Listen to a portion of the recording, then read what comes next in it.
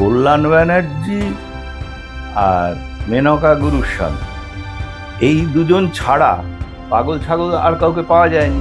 মমতা ব্যানার্জি হচ্ছে এই সমস্ত দুর্নীতির মুখীরান।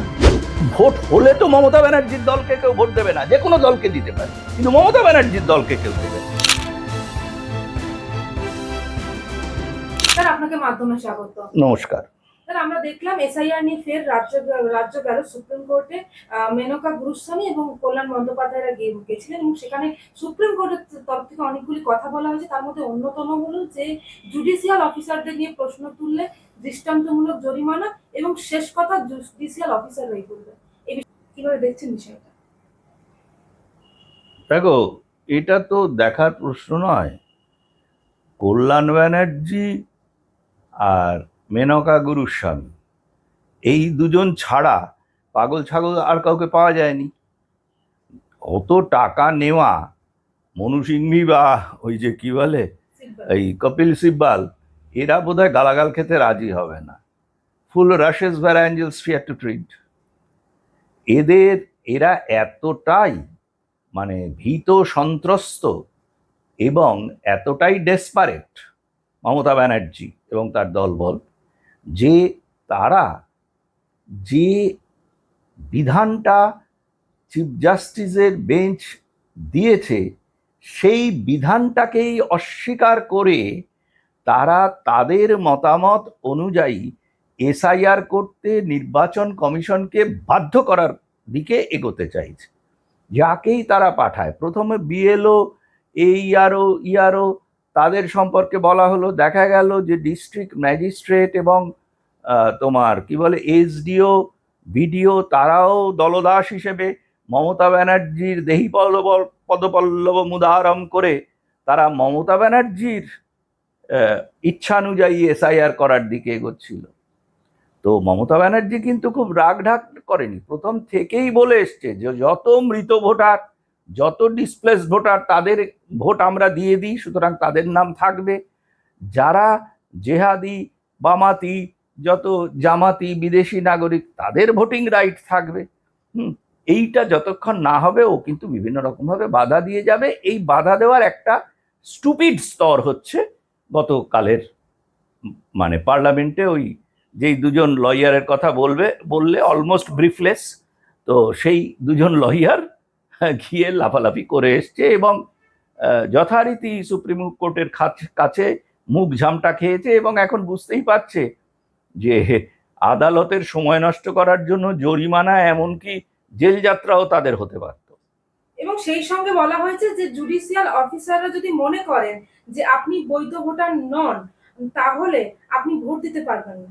স্বাভাবিক কথা, কারণ তারা একটা জিনিস কি ধরা পড়েছে, সেটা হচ্ছে আপলোড করছে না বা বেআইনিভাবে আপলোড করা হচ্ছে। পুরো প্রসেসটাই তো মমতা ব্যানার্জি চিফ কন্ট্রোলার হিসেবে অপারেট করেছে। তোমাকে একটা এখানে বাইদাবাই ঘটনা বলে রাখি, যে এই জুডিশিয়াল অফিসার যাদেরকে নিয়োগ করা হয়েছিল সুপ্রিম কোর্টের আদেশের পরে পশ্চিমবঙ্গের চিফ জাস্টিসের অফিস থেকে, সেই জুডিশিয়াল অফিসারদের ম্যানেজ করার জন্য মমতা ব্যানার্জি কিন্তু আপ্রাণ চেষ্টা করেছে। ওই ভোটের সময় যেভাবে তোমার ওই যে সেন্ট্রাল ফোর্সের কমান্ড্যান্টদের করে, সে যে বিভিন্ন রকমভাবে করেছে এবং তার দায়িত্ব ছিল তাদের সেই জাদরেল তোমার আইনমন্ত্রীর ওপরে, আমি আর নাম করে বলছি না।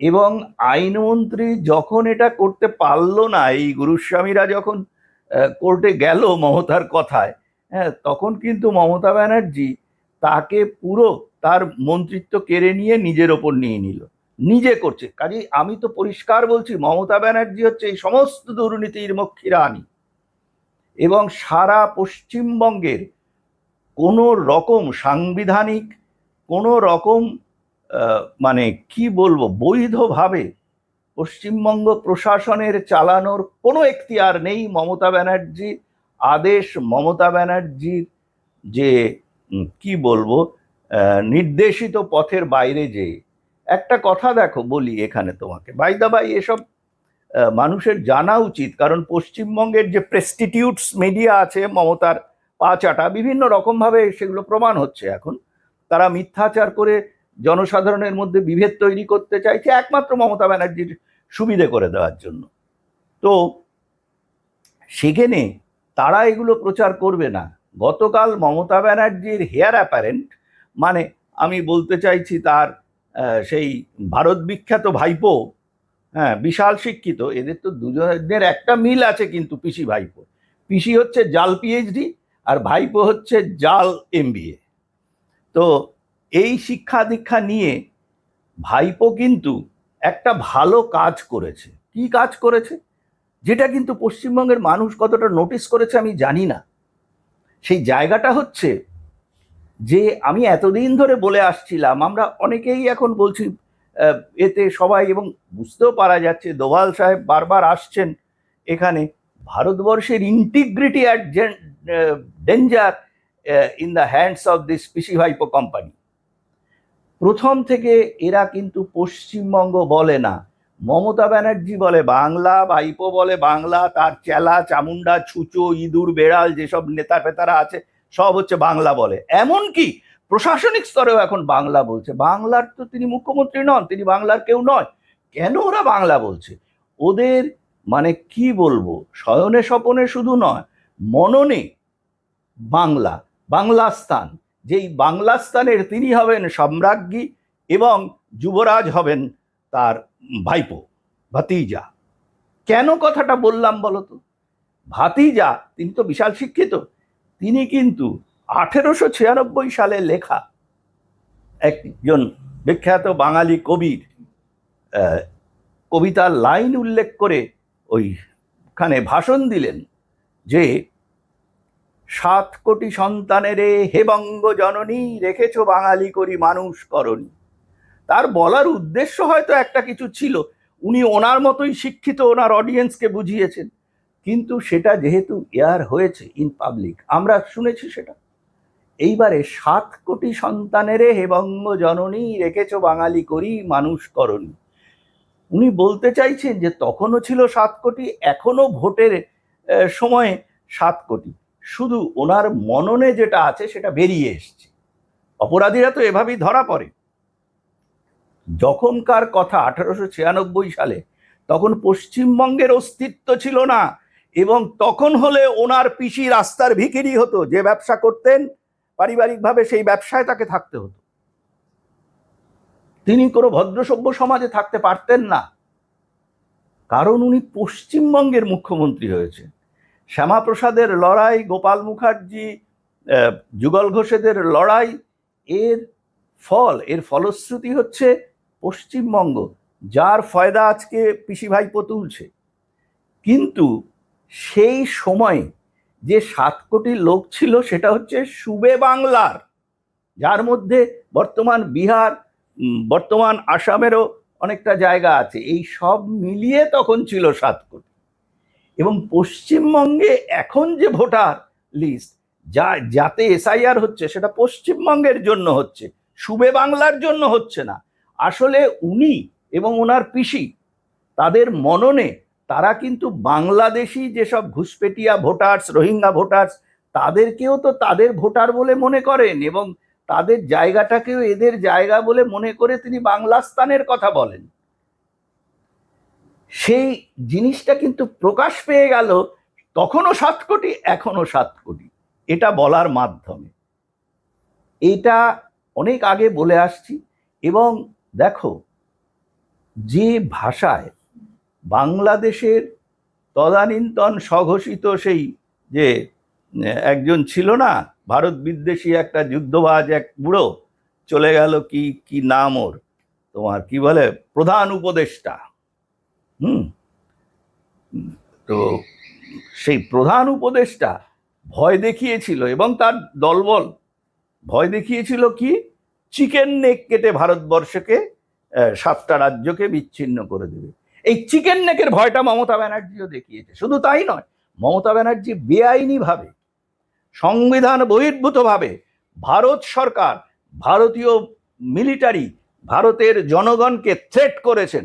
ওইখান থেকে কি বলেছেন তিনি বলেছেন, একটা বিশেষ সম্প্রদায়ের লোক যদি দল বেঁধে থাকে, আমি আছি বলে আপনারা আছেন, মানে তাদেরকে তেল দিয়ে, তাদেরকে অ্যাপিস করে তাদের দ্বারা নিজের দুর্নীতির সাম্রাজ্য বজায় রেখে তিনি যে ব্ল্যাকমেলটা করতে চাইছেন পশ্চিমবঙ্গের জনসাধারণকে, যে না হলে তারা মুহূর্তের মধ্যে আমাদের পশ্চিমবঙ্গের মানুষদের ছিন্ন বিচ্ছিন্ন করে দেবে।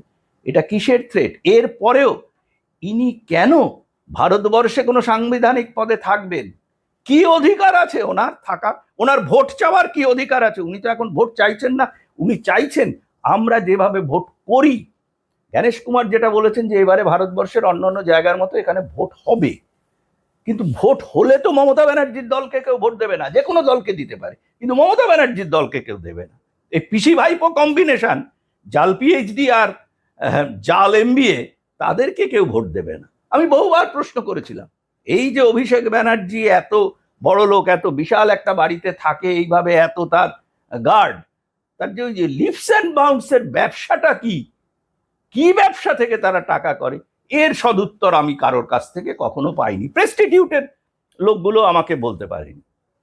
দু একজন যাদেরকে আমি মানে হাসতে হাসতে জিজ্ঞেস করেছি, তারা হাসে। সকালে আমরা দেখলাম, গতকাল সকালে সুপ্রিম কোর্টের এই রায়গুলোর পরে দিলাম বিকেলবেলা ধর্ণা তুলে নিলেন অভিষেক বন্দ্যোপাধ্যায় এবং মুখ্যমন্ত্রী। এটা তো ফেটই ছিল। উনি তো ধর্না টর্না ওসব কিছু না, উনি তো চিকেন স্যান্ডউইচ খেয়ে, তারপরে কি সব ওই চকলেট ফকলেট খেয়ে অনেক মানে অনশন করেছিলেন সিঙ্গুরের সময়। সেগুলো তো এখন সবাই জানে। তখন তার ওজন বেড়ে গেছিল। তো অনশন করলে ওজন বেড়ে যায়, পৃথিবীতে এই একমাত্র ওনার ক্ষেত্রেই দেখা গেছিল। তা সে যাকে, তো ধর্না উনি কার বিরুদ্ধে দিয়েছিলেন? এবং ধর্নার ব্যাপারেও তোমাকে একটা কথা বলি, উনি বেআইনি কাজ করেছেন এবং পশ্চিমবঙ্গের চিফ সেক্রেটারি এবং হোম সেক্রেটারি সরাসরি দায়ী থাকছেন এটার জন্য। আমি জানি না কেন লোকেরা করেনি। সংবিধানের দুটো ধারার কথা আমি উল্লেখ করতে পারি, একটা হচ্ছে 256 আর একটা হচ্ছে 32। Article 256, article 32। আর্টিকেল 256 হচ্ছে যে কোনো রাজ্যের হাইকোর্ট সরাসরি রিট জারি করতে পারে যে কোনো মানুষ, কোনো অর্গানাইজেশন, তাদের সমান অধিকার আছে আমাদের মানে সেই জায়গার, হ্যাঁ, সমানভাবে সমস্ত সুযোগ সুবিধে ভোগ করার জন্য অধিকার সমান। সেটা না হলে কিন্তু সেকশন 226-এ, আর্টিকেল 226-এ রিট করা যায়। সেটা হাইকোর্ট করতে পারে, কিন্তু সেটা ডিসক্রিশনারি পাওয়ার, করা না করা। আর আর্টিকেল 32 হচ্ছে সুপ্রিম কোর্টে এইটা করা যায় এই একই রকম ভাবে, যেটার সুপ্রিম কোর্টের জাজেদের ডিসক্রিশনারি পাওয়ার নয়, that is compulsion for them. এটার রাইট নেই। এবং বাবা সাহেব আম্বেদকর, যিনি architect of our Indian constitution, তিনি এটা করার সময় একটা কথা বলেছিলেন, this is the heart and soul of Indian constitution, article 32। আমি জানি না কেন এরা আর্টিকেল 32-র কথা কেউ বলছে না। এখানে মমতা ব্যানার্জির সরকারের লিখিত নোট আছে যে মেট্রো চ্যানেলে কোনো অর্গানাইজেশন, কোনো মানুষ কোনো রকম কারণেই ধর্না আন্দোলনে বসতে পারবে না। মমতা ব্যানার্জি এটা করে বেআইনি কাজ করেছেন, তার জন্য তার বিরুদ্ধে কি স্টেপ নেওয়া হয়েছে এবং স্টেপ না নিলে কারা দায়ী, তারা হচ্ছেন চিফ সেক্রেটারি আর হোম সেক্রেটারি। হয় তারা ফাঁসবে, না হলে মমতা ব্যানার্জি ফাঁসবে। ও তো ভয়ের চোটে তুলে নিয়েছে। থাকে হিম্মত থাকে করুক। আর্টিকেল 32 যখন হবে তখন সেই মুহূর্তে তার চিফ সেক্রেটারি জেলে চলে যাবে, কারণ ওকে তো তুলতে পারবে না, পুলিশ তো ওকে তুলতে পারবে না। যারা যারা তুলতে পারবে না, যারা দায়িত্বে চেয়ারে থাকবে, তারা জেল খাটবে।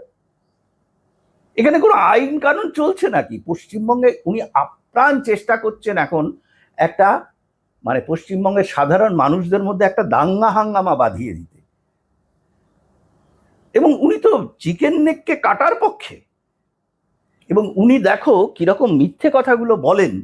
উনি মিথ্যাচার করলেন ওখান থেকে যে কেন্দ্রীয় সরকার নাকি ঠিক করে রেখেছে যে বিহার এবং পশ্চিমবঙ্গের কিছু অংশ নিয়ে তোমার কি বলে ওই একটা কেন্দ্রশাসিত অঞ্চল করবে।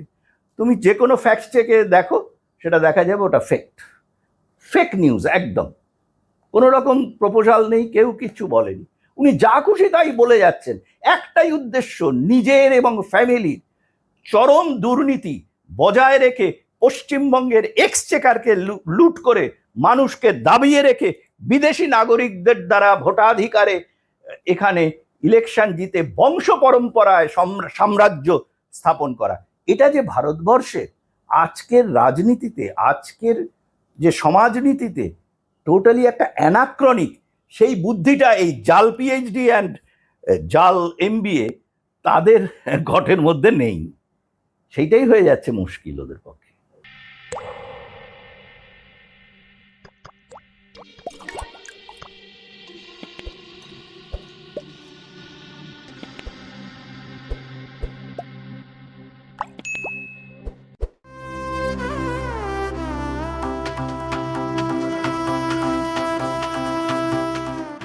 भारत विविधताओं का देश और भारत के हृदय में मध्य प्रदेश, जहां आस्था, प्रकृति और विकास एक साथ आगे बढ़ते हैं। प्रधानमंत्री नरेंद्र मोदी जी का विजन पर्यटन को केवल भ्रमण नहीं, आर्थिक सशक्तिकरण का माध्यम बनाना, और उस विजन को जमीन पर उतारने का संकल्प मुख्यमंत्री डॉक्टर मोहन यादव का मिशन।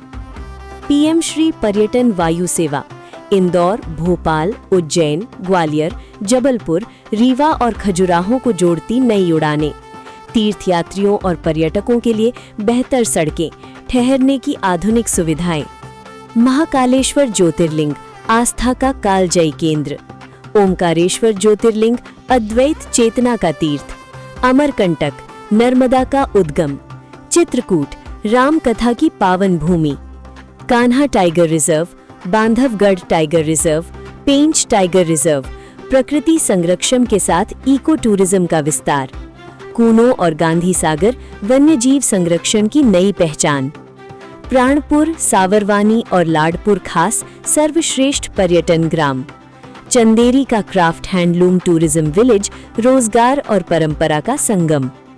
मोदी जी का विजन भारत को वैश्विक पर्यटन मानचित्र पर अग्रणी बनाना, यादव जी का मिशन मध्य प्रदेश को उस विजन की धुरी बनाना। मध्य प्रदेश आस्था, प्रकृति और विकास का संगम।